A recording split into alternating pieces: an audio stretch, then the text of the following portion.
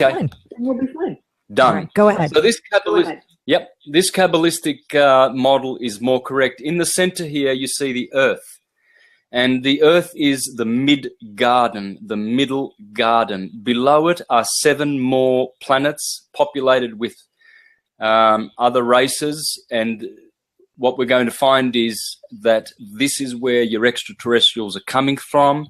This is where people are going when they think they're going to Mars, because these bodies cannot go to Mars currently as we are. Mars is a luminous body. And so all these people who say there are bases on Mars and all of this, it's a lie. They've been lied to.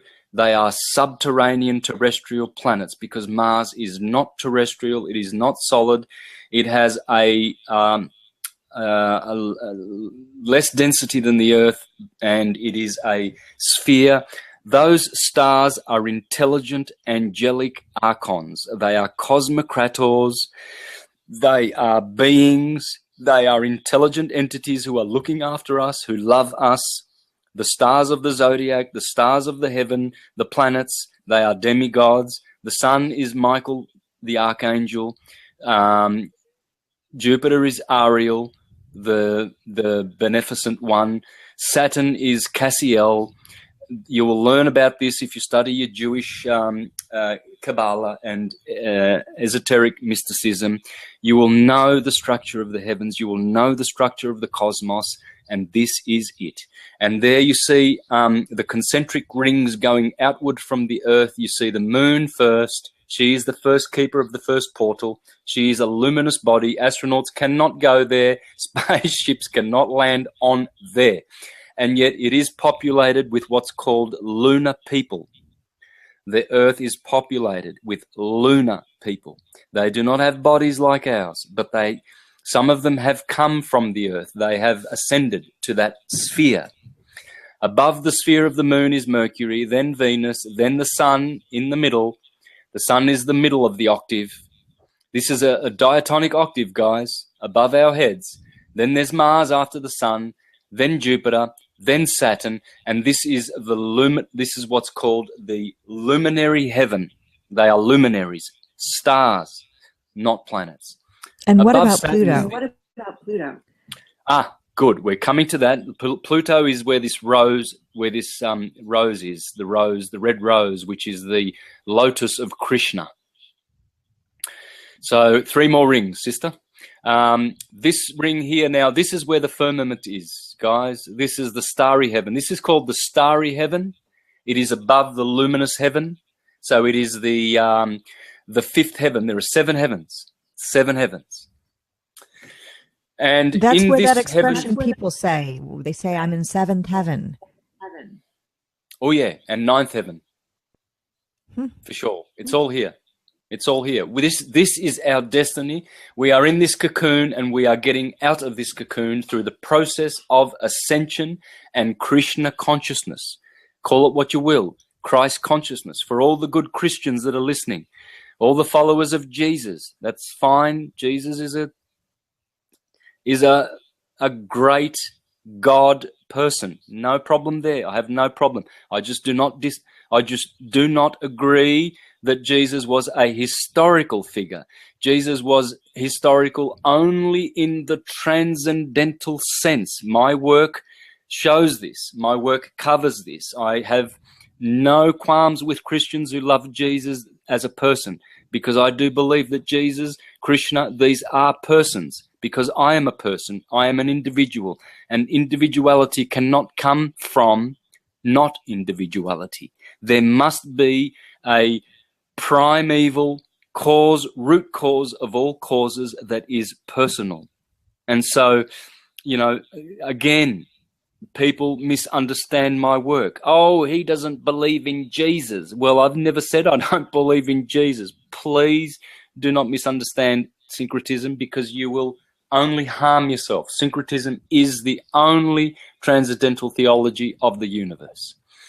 So this is the starry heaven, and Uranus, the father of Kronos, who he castrated, owns this sphere. And this is the beginning of the invisible spheres. We cannot see these spheres. And so all the stars are in this sphere.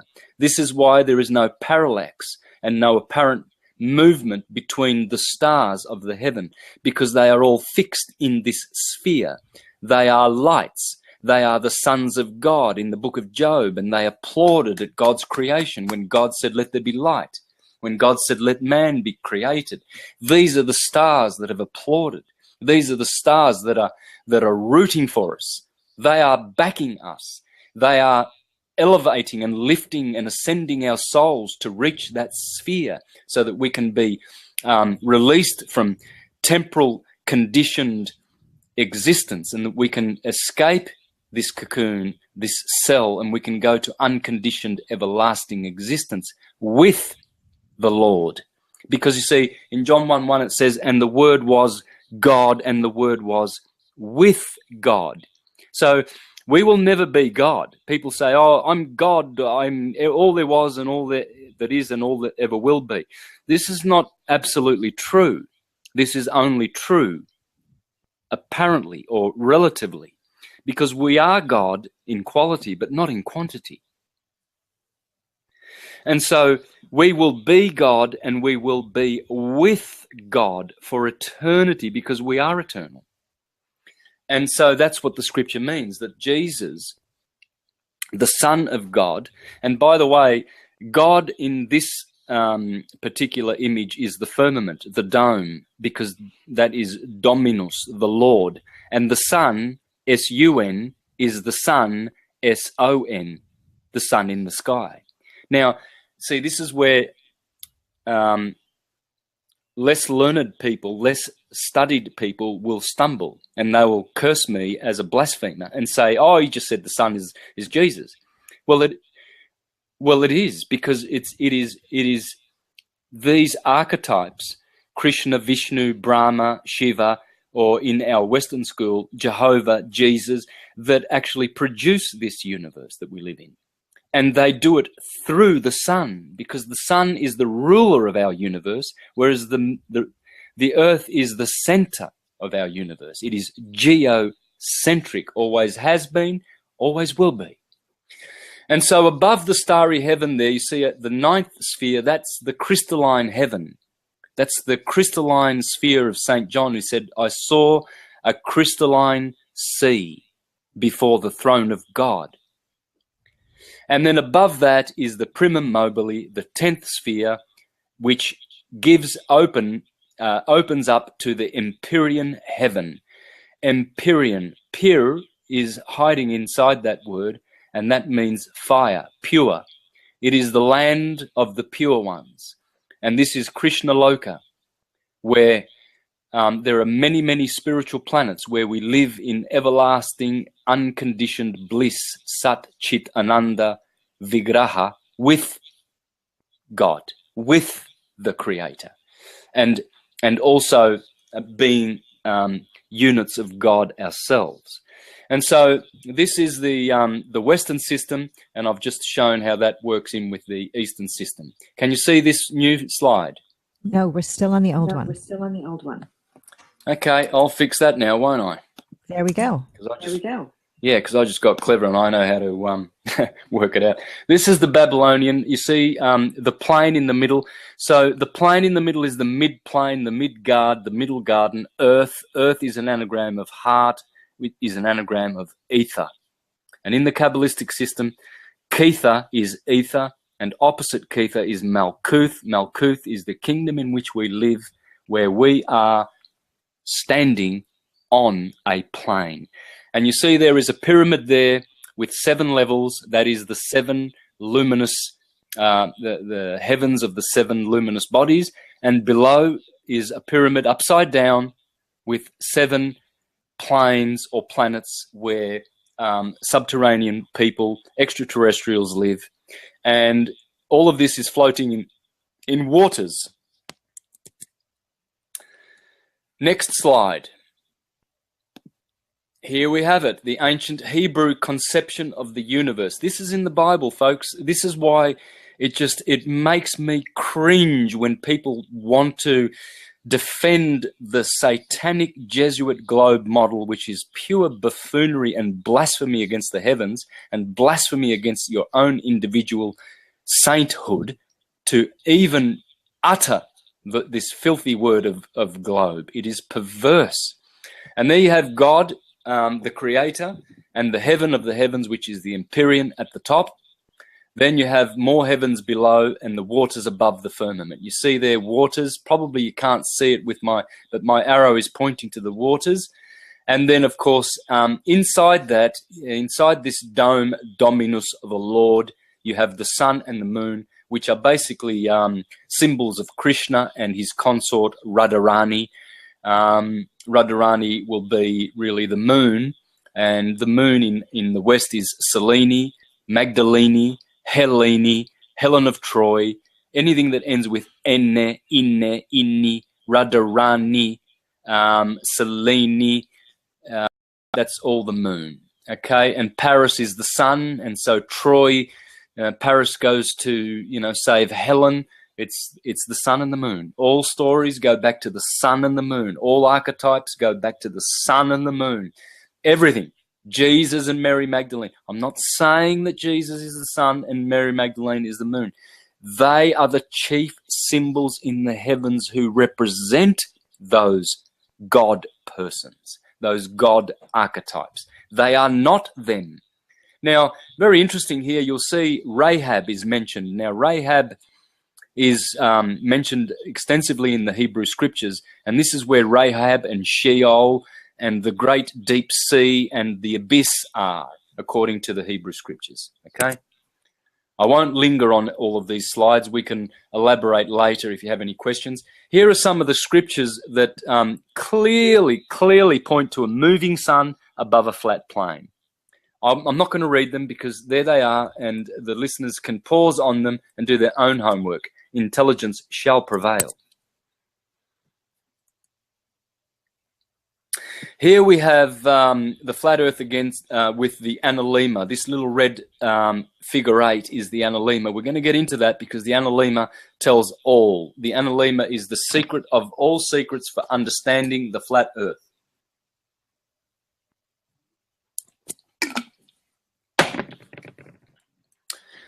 And here it is again, the analema. You'll see that it is not a perfect figure 8, and we're going to see why in a minute. But the top of it touches the inner circle of the Tropic of Cancer, and the outer part touches on the Tropic of Capricorn. This is the sine wave that I use, the analema, to present all of my syncretic information in all of my presentations. This is the one and the same sine wave. Here again we have the analema, which proves the Earth is flat. Again, intelligence will prevail once you study this. And you can go to my Facebook notes. I have a note that I have written. And if you read that, you will easily be able to understand how the analema teaches the flat Earth. It does not work with a globe. It's preposterous. It cannot work. There's a link to your Facebook in the description box of this video, and many other links. Santos. Yep, thank you. And here it is. Let's have a look at it a little bit here. There's the analema. These graphics were done for me by a flat earther in one of the chat groups I'm in who's looking after me with graphics. That's Graham. Thank you, Graham, in the UK. He's making such beautiful, beautiful graphics, which you will see. That's how the analema works. You can see that the figure 8 is not perfect. Obviously, the top half is narrower because the sun is traveling slower at the Tropic of Cancer, and it speeds and makes larger circles at the Tropic of Capricorn. And the analema shows this clearly. There's no mistake. The analema proves that we live on a flat earth. And here it is here. As you will see, if we start, for instance, on the 21st of December at the bottom here, Patricia, where we were about 2 weeks ago at the solstice. And what happens is we the width of the analemma is 32 degrees at the bottom, and at the top it's 16 degrees, half. So you can see here that it travels far greater distances at a far greater speed toward the Tropic of Capricorn here at December 21st. And as it climbs up a ramp. We're going to see that in a minute. And it approaches the equinox here on March the 21st. Now it is in the middle, and this is a sacred day. All the tropical points are sacred. And then what it does is it travels a little bit further, 15 degrees, and it reaches the 15th of April. This day is the birthday of Sri Rama. Rama is another name for Krishna. Krishna is another name for Christ. The Lamb, the Rama, the Ram of God. Interesting that the 15th of April, the birthday of Sri Rama, is at the middle of the figure 8. This is so interesting that it should just stupefy your mind for the rest of your life. Then on the way down, on the 29th of August, you can see the 29th of August, that's when the sun again crosses over in the middle of the figure 8. That day there is the beheading of St. John the Baptist. Now, already the well-versed ones in this science, they will understand that that's the head of the top of the analemma that has been beheaded, because as the sun goes from the Tropic of Cancer down the ramp to the Tropic of Capricorn, it gets beheaded on the 29th of August in Virgo, the Virgin, because you see Herod, he looks over to his virgin who dances for him, and he says, I will give you half of my kingdom. You can make any wish because you danced so well, you beautiful virgin. And the virgin says, I want the head of St. John the Baptist on a platter. And the grieved Herod complied with her wish. Well, that happens on the 29th of August in Virgo. And opposite on the 15th of April is Aries, the Lamb of God, her little virgin lamb. And by the way, what people, or unversed people will be probably laughing at this and thinking, oh yeah, you just made all this up. Well, this will nail it. On the 21st of June is the solstice. Opposite is the 21st of December, yeah? The winter solstice. Yes. Yeah, well, we know that 3 days after December 21st is the birthday of Jesus, supposedly. Okay, let's just humor me here and let's just go with it, because a lot of Christians are going to say, oh, we don't know when Jesus was born. He was born in when the shepherds were outdoors and in the stables in the manger, and that was not in winter. It had to be in. Of course, as a Jehovah's Witness, I used to vomit forth such stupidities also. So, but now I'm able to correct all of this nonsense. I've heard 9/11 was when Jesus was born. Yeah, I know. Well, the fact is, if we understand the tropical points, we'll understand that Jesus the Son is always born on all the tropical points. He's born in Easter, he's born in Christmas, he's born in Tishri, Yom Kippur, Rosh Hashanah, he's born in Ramadan at the Tropic of Cancer, according to the Islamists. They don't know this, of course, because they have lost this science. But here we go. 4 days after the 21st of December is the 25th of December, which is the birthday of Jesus. Opposite the other solstice, June the 21st, 4 days after that, we have June the 24th, and that is the birthday of St. John, his 6-month older cousin. Well, isn't it funny that the tropics, the solstices are the birthday of Jesus and St. John, and at the middle of the figure 8 there, we have the birthday of Jesus, Sri Rama, the Lamb of God, and the beheading of St. John? I think I'll just leave it there, because you'll learn about this in my note in Facebook about the analemma. I'll just leave it there because I've already satisfied the intelligent ones. As for the rest, well, they'll be the rest, won't they? As the scripture says, do not follow the crowd. Do not follow the crowd in their false teachings. And so they are the ones that follow the crowd, of course. Now here we have a profile view of what the sun is doing. You see this vortex? At the top is June the 21st, the Tropic of Cancer, and then the sun must go down a ramp-like shape. It's like a tent. This is the tabernacle of the sun in Psalms 19:4, where the Lord says, "I have made a tabernacle for the sun, and he shall not, he shall dwell in this tent, and he shall not be able to. I have firmly established his limits and where he shall go like a bridegroom in his chamber." See, the sun is in a chamber.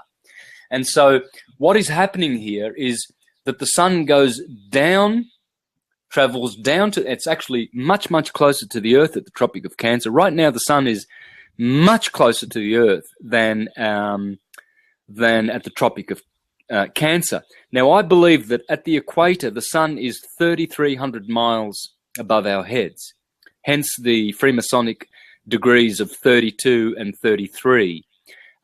Because at the equator, that's the median average distance of the sun above our heads. But I do believe that at the Tropic of Capricorn, the sun will be about, maybe around about 1,500 miles above our head, whereas at the Tropic of Cancer, it is very, very high, probably about 5,000 or 4,500 miles above our head. And this explains why people in Norway and Alaska see a midnight sun so clearly, because the sun is higher up. Whereas at the Tropic of Cancer in Antarctica, this phenomena is not so visible. It's different. It's not as clear to see a midnight sun for so long in the skies. Okay, I'll press on because I've got a lot of stuff here to go through. This is a funny one. I thought I do have a sense of humor in between all my angry bits. And after these things, I saw 4 angels standing on 4 corners of the earth, Revelation 7. Excuse me, the angels are yelling out, "Which corners shall we stand on there, dear Lord? Please help us." It's a globe, isn't it? Yeah, because obviously these are the 4 corners. This is another ancient map showing where the angels are. Because inside the square of the circle, the cube, is a circular disc. And we're going to see that soon as we proceed through these slides. Here is another one. Again, showing there the equator only. It's not showing, it was showing the tropics, but they're very faint. But this line here in the middle, and can you see the Celtic cross here, folks? Yeah. This is why they say Jerusalem is the, you know how they have Greenwich for the GMT meridian? Well, yes. It used to be Jerusalem, yeah? And this is because Jerusalem, it does line up with the east. When you say east, people get confused. Where is the east on a ball and where is the east on a sphere, on a flat disc? Well, there is a true east. There is a true GMT or meridian where everything begins. And I guess only research will discover where that is. If it's aligned with Jerusalem somehow, well, I think it is. And we have to discover this. But I guess we've lost this knowledge due to the Western, the West being so brutal in attacking this ancient, sacred, beautiful science. Now, how are we going for time, sister? I have to speed up, don't I? Well, I've set the show to go for about an hour. Excuse me, 45. 45. Yeah, because we've got 20 more minutes to the end of 2 hours, but I can go 3 hours easy. Yeah, I've set it up for 2.5 hours. So.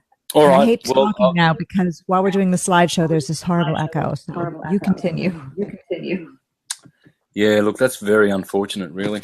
It might be your headphones. I'm thinking that's it. Is there still echo from me? You sound great. Oh, okay, good. I'll I proceed. sound like there's 2 of me. So you continue. Alrighty. Now, this is how the Eastern system depicts the center North Pole. This is Mount Sumeru. Please, please, please, I urge everyone, pay attention to this word Sumeru. In the East, in the West, in the Hebrew system, this is Mount Moriah, where Abraham sacrificed Isaac, or intended to. This is Mount Meru. This is Mount Sinai. This is Mount Zion. This is where magnetic mountain in the center, which is gyroscopically holding the sun in its course. This is where it all is, guys. And the top, Jehovah or Brahma, that's where the Lord of this particular universe is dwelling. Okay, I know I've lost a lot of people who don't believe in the sacred ancient mythologies, but that's too bad, because this is the truth. And here we have Hollywood in their movies depicting it. There's this mountain. There's always a mountain.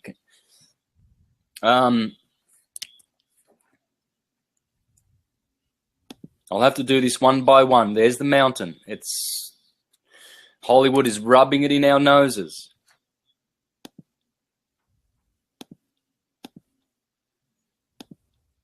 There's the mountain.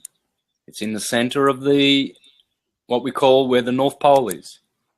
And it's the color of it is lapis blue. You cannot see it. It blends with the sky. This is why a lot of people are in disbelief. They've probably flown near it but have not been able to see it, because it is blue, lapis blue mountain. And they're showing it here. They're showing it pretty clearly, are they not?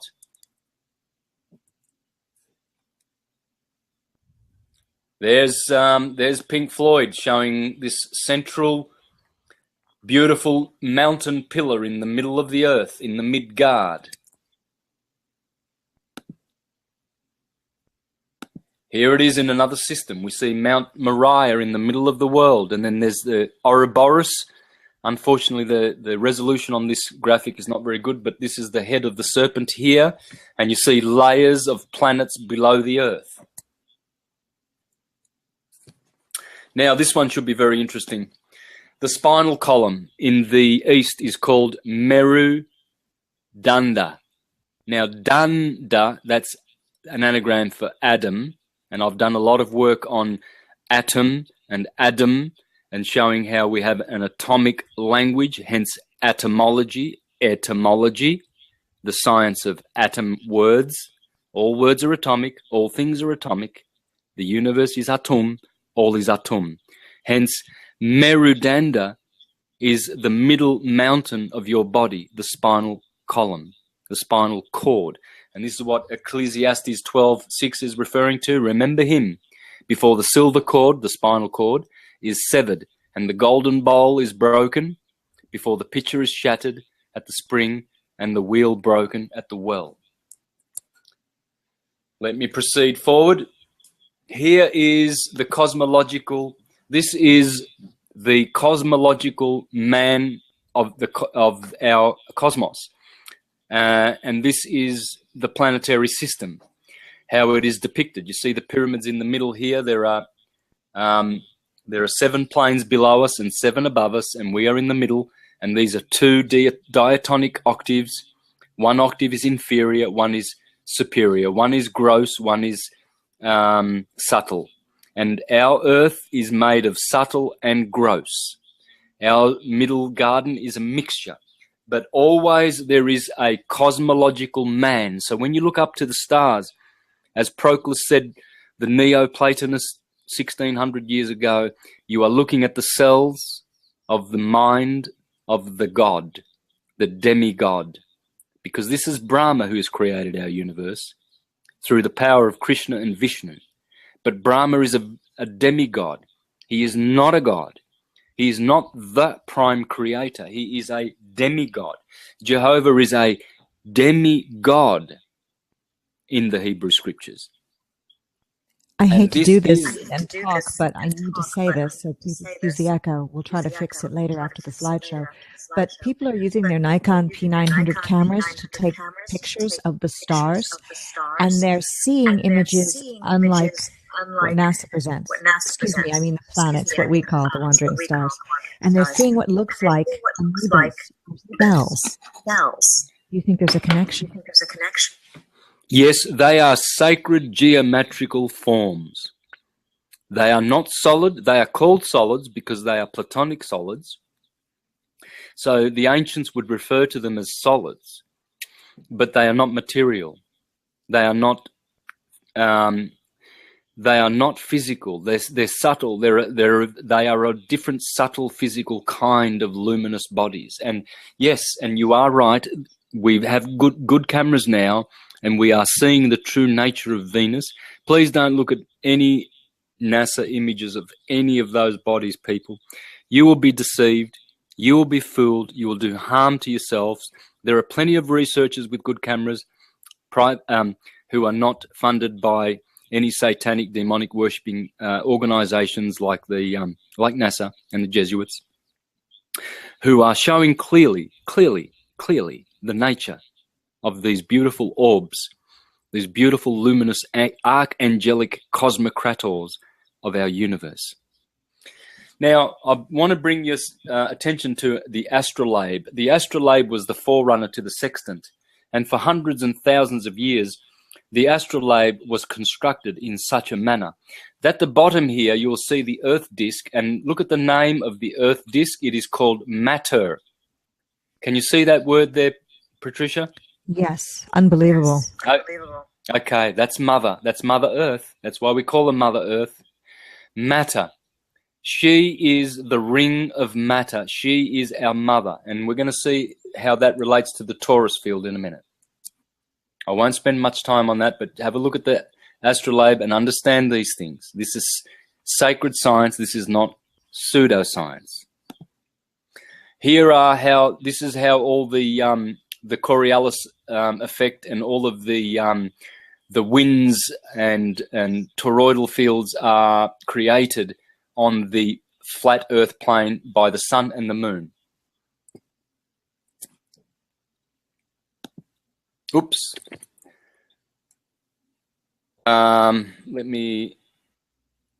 Okay. So there you see the mid-plane, the mid-guard, in between two dome-like structures. This is the firmament, the Van Allen belt, and associated with it. This is the great master vortex of our universe. There are many of these universes. We are not the only one. You see, it upsets me when I see churchgoers making flat Earth videos who are saying that the reason for the globe is to pull us away from the Creator, which is true. But then they go on to say, oh, and it's because we are the only ones and we are unique here and special, and this is the only place like it. This is not true. There are many planets. There are many systems like this throughout the universe. Many parallel universes, both physical and spiritual. 1/4 of the universe is physical and contains physical planets. 3/4 are spiritual. And those are blissful planets where we are headed. This is what's going on. You see the tree, the Yggdrasil tree in the middle of the middle garden to the left. Then you see a galaxy being created inside of an apple. And then you see erroneously here a ball, a globe, Earth inside the toroidal field. Then you see an apple over here. These are the apples of Apollo.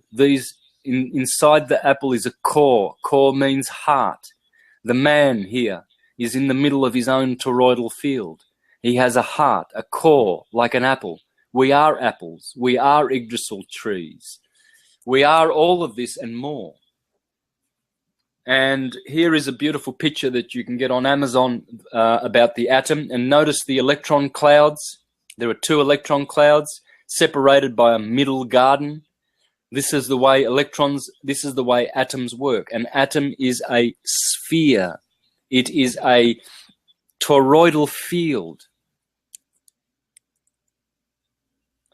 And here again we have more cosmology. This is why the ancients said that the Earth was flat and supported by elephants. Of course, it's not physical elephants. The elephant is a toroidal field, just as the torus is a torus field. And here we see the cow holding up the world. Well, that's a cow is a torus, which is a torus field. Certainly they weren't so stupid as to think that animals are holding up such a heavy structure. And the tortoise, well, have a look at the word turtle, tortoise, toroidal. The elephant, again, these are all animals that symbolize physical energies. They are not real animals. We're not so stupid to believe this. Above here is the glyph for Pisces. As you can see, it's a torus field, 2 fish. The fish is not a physical fish. It is a sacred geometrical form. Sorry to speak like this, but, I mean, we're now in primary school, so I'm being a very emphatic teacher now, am I not? Probably irritating a lot of people, but I hope I'm getting the message across. You see, apple is the same as apis. Apis is the bull, the taurus, the cow that the Islamists say is holding up the earth. It's the same as a tree, arbor. Arbor is an anagram for abra. Abra is abracadabra, which is abrasion, which is the way the world, these torus fields, have to do with the process of abrasion. We have a positive and a negative electrical force field created, centered by magnetism, which creates an arbor, a tree-like structure. They are apples, apices. Here we have all these words here you see here, they all come from earth. They are all anagrams of earth. Heart, earth, ether, death, because when you come to earth, you are baptized in death with a body in the shape of a T. When you outstretch your arms, that is the Vitruvian Man of Leonardo da Vinci. He's trying to tell you that your T-shaped body is your atomy. You're an atomy. Atomy.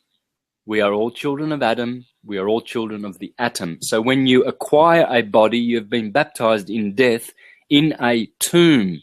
We come from a womb and we go to a tomb. Again, you see the verb are, to be. To be is the verb is, which is Isis. So the earth is Isis. Again, the word hear comes from earth, to hear with your ear. Hate is an anagram for earth because we hold hate in our heart. So hate is an anagram of heart. We shed a tear from our heart. Our heart has a rate. There, the word breath, we have a rate of breathing, which produces heat. Again, heat is an anagram of earth, heart. Thea, the goddess of the earth, comes from heart. The definite article. Rhea is also Ra. Ra is hiding in the word heart and earth. To eat, because this heart is eating electrical electrons. We eat electrons. All of this cooked food, all of this meat, this is putrid, acidic rubbish we're putting into our bodies and harming our bodies. We need to eat electrons, and that's what the word earth is teaching us. Here again, remember the astrolabe and the word mata? Well, in Hindu, in Sanskrit, the cow is mata, and mata is backwards for atom. Adam. We are all Adamites. We all have an anatomy, and when we study words, we study etymology, and the Hindus called that Atma. And why is Krishna always playing with his cows? Krishna, Rama, the ram, the Lamb of God, Christ Jesus, the Lamb, because Aries and the cow are the first animals on the ecliptic. They are the first symbols on the sine wave. And so you see every Jesus, and you and I, Patricia, are Jesuses. We are the Word made flesh, and we are torus fields. So matter is a torus field, a cow. I hope I'm not being too emphatic here. No, you're being great. And I do want to let stuff. everyone know that I'm not interjecting with questions because of this horrendous echo. And hopefully after the slideshow, we'll resolve it. Yeah. Okay, here's something I want to correct once and for all time. There's a lot of flat earth truthers out there that are pointing to Pythagoras as the origin of this erroneous, stupid ball model. And I'm going to correct this. It was not Pythagoras, it was Aristotle. Aristotle is a materialist, speculative philosopher, an empiricist. We are not of that sort. We have grown up. We're out of kindergarten now. We are transcendental scientists. Our understanding is transcendental, mystical, M-Y-S-T, fire, not M-I-S-T, water. We do not have the baptism of water. We have the baptism of fire, and hence we are M-Y-S-T, baptized mystics. And Pythagoras was the greatest genius mystic of all time, and so was Plato. And so they would not have taught such buffoonery. And here is some book here where L. Boston writes, The Pythagorean Doctrine. Not at all the Pythagorean doctrine is by no means idolatrous. It is the very opposite and is deservedly spoken of by many fathers of the church. Here is what St. Cyril says. We see plainly, says this father, that Pythagoras maintained that there was but one God, the original and cause of all things, who enlightens everything, animates everything, and from whom everything proceeds, who has given being to all things and is the source of all motion. Then we have Plutarch saying, speaking of the opinions of Pythagoras, says on page 67 of the first volume of his works, Pythagoras believed that the earth moved and did not occupy the center of the world, but that it had a circular motion around the sun, the region of fire, and formed thus the days and nights. Okay, well, Pythagoras would have been speaking about a sphere, and that everything moves in that everything does move, because all the particles of the earth do move, but the earth does not move of itself necessarily. So Plutarch, writing 700 years after Pythagoras, would have been indoctrinated by the materialist peripatetic school of Aristotle, who parted company with Plato, because Plato was Pythagorean and a Hermetist, of course, teaching the true cosmology, and Aristotle is the source of the ball. Please, people, please stop making this mistake. It needs to be corrected. Pythagoras was a genius, and he would not have spoken such stupidity. And the whole Western world is actually Aristotelian. The Neoplatonists that prospered for about 300 years around the 3rd, 4th, and 5th century of our common era, Justinian the Emperor shut down the Neoplatonic schools, which were the true schools of transcendental science, and introduced Aristotelian speculative philosophy, and we are still suffering under this mode. So let us please grow out of Aristotelian buffoonery and all of this trivium stuff, and grow up and inherit the quadrivium and transcendental mythology, cosmology, and science. So I hope I've corrected that for all the good folk out there. I find it interesting that that thing you just showed on the slide was titled The Morning Star, being that Lucifer is taken from Latin and means the morning star, bringer of dawn, light bringer. Interesting that was called that.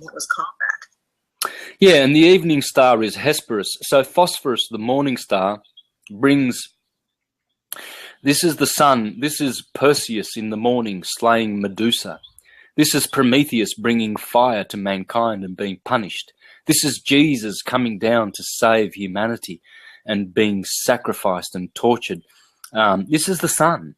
It is the sun. I'm not saying that, you know, they are not persons. I am just saying This is where so many people get so confused with astrotheology and syncretism and think that I am becoming anthropomorphic in the vein of impersonalists. I am not an impersonalist. I believe that everything is imbued with being and person and radiating with intelligence and God. All is God, you know.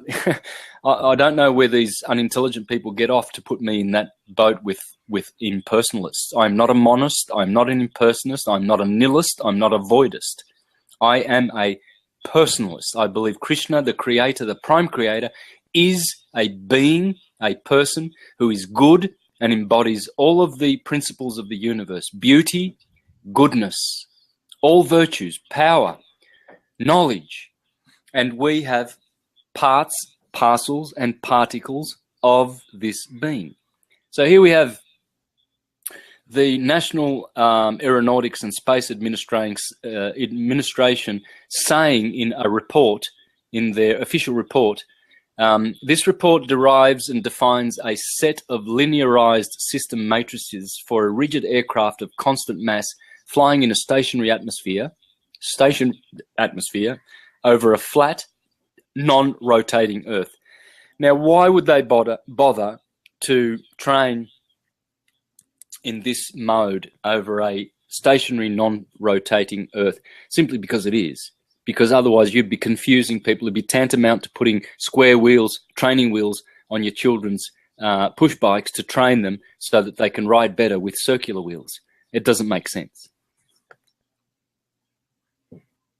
And here we have bold flat earthers from the past offering thousands and thousands of dollars to provide any information, any proof of a provable proof, of course, or provable evidence that the Earth is a ball. And they obviously didn't get very far because no one came forward. This slide here shows the vanishing point, why the sun appears to set, because all lines converge on the horizon and everything vanishes. The flat Earth vanishes, the sky vanishes, the clouds vanish, the sun vanishes. And from our perspective, from our vantage point, but if we travel further on this flat plane, the sun will always come to meet us. It's obvious.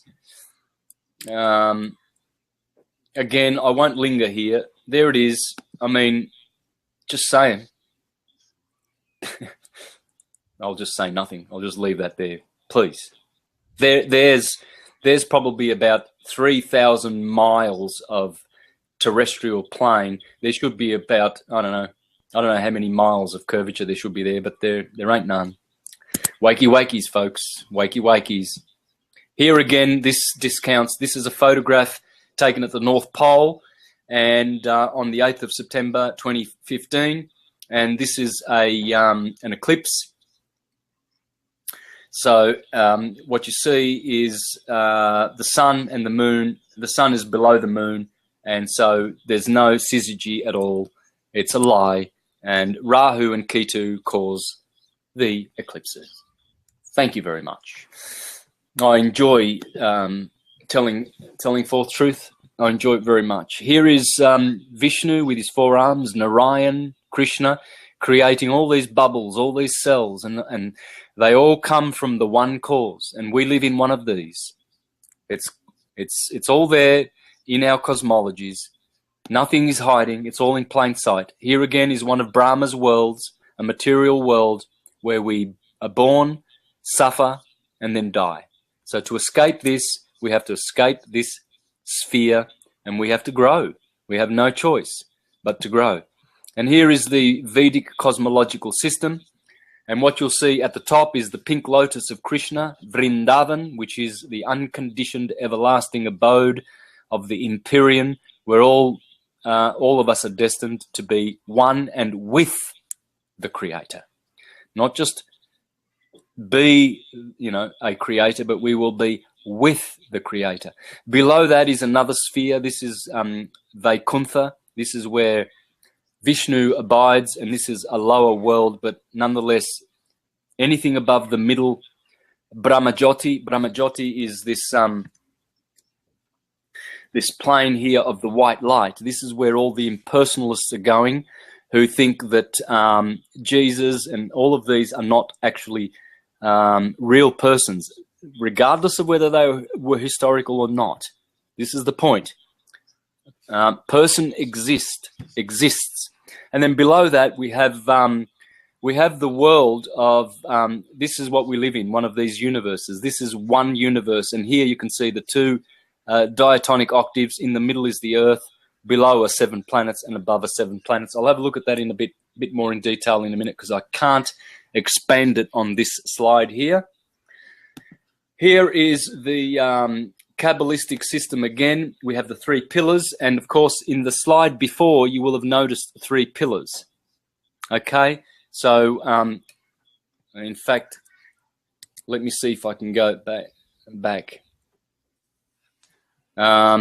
Yeah, here it is. You can see there. Here is one pillar here. This line here is a pillar. The middle is a pillar. This is the middle pillar. This is the Shushumna. And the outside ones are Boaz and Jachin, or Ida and Pingala. And so here on the right, notice the colors blue and red. This is very telling. Blue and red are the 2 colors of creation. This is where creation begins, with these 2 colors. White is the source of those 2 colors, and white is the magnetic cause of electrical red and blue physical creation. So the 3 pillars are here. You'll notice those. This is what it is. We have 3 pillars, and we have a ladder. At the bottom is Malkuth, where we live on the earth. And then we have, here we have the sphere of moon. Yesod, Hod is Mercury. Netzach is the moon, Venus. Tifereth is the sun in the middle, the heart chakra. Chesed is Mars. Geburah is Jupiter. Binar is Saturn. Hokmah is Uranus. Kether is Neptune, and this is the ladder we climb. This is Jacob's ladder. Here we have all the domes. Why do they make domes? Because dome is domain, dominus, the Lord, the domicile, the dominion, the king dome, who built his kingdom in wisdom. Notice the word dome is, of course, Adam, dominus, atom, and then Wiz is Isis. Isis and Dominus. That's what it is. Krishna and Radharani, wisdom. I hope I haven't gone too fast. I'd love to spend 10 minutes on each slide here, guys. Here is the domes. Everything is domes. And here you see Michelangelo's Sistine Chapel showing the story of creation, because this is how universes are. They are domes. They are vaults of heaven, above. Here again we see all the domes. Why are all these buildings built in domes? Because they are mimicking the heavens above, on earth. As above, so below. Here the eye shows to be a series of domes, and this is how we see. And that's why you see the Eye of Horus, the so-called Illuminati symbol, which is basically the sun in the sky, or Mount Meru, which is watching us, watching all things. The stars are watching us. This is dome structure. Our eye is made like this. Here we have the question again. How can a photographer take a long exposure photograph of the night sky if he is standing on a spinning ball? It is impossible. He would have to be standing right at the center of the North Pole. You cannot do it on a spinning earth. This is ridiculous, people. We need to take hold of our intelligence and understand these things. Here we have another alchemical view of how we get out of this, condition.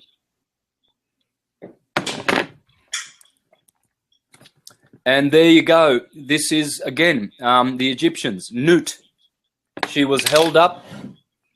She was held up by the night sky, by all of these neters, which show that there are cosmological forces which are keeping the firmament above us in its place. The 4 angels and the 4 winds, and and the Creator instructs them to keep the creation composed. Here we have the UN flag, of course, hiding it and rubbing it in your noses. Notice the 32 segments of this circular graphic here. Very, very telling. 32 degrees of Freemasonry. Here we have the Gravity Globe Jail. G stands for enslavement, folks. It's not geometry. Well, it is geometry. But you see, it's the wrong kind. If they can make a universe that doesn't exist and put you in it and you believe that it works the way they tell you, well, all of your other senses and all of your other perspectives will be and are distorted. And you'll be in jail, mental jail. Absolutely, 100%. There it is, the Japanese CGI, quote unquote, image, magic, Santa Globe. It's about as real as Santa Claus, folks. All right, now I'm done with that. So back to me. I'm Sorry.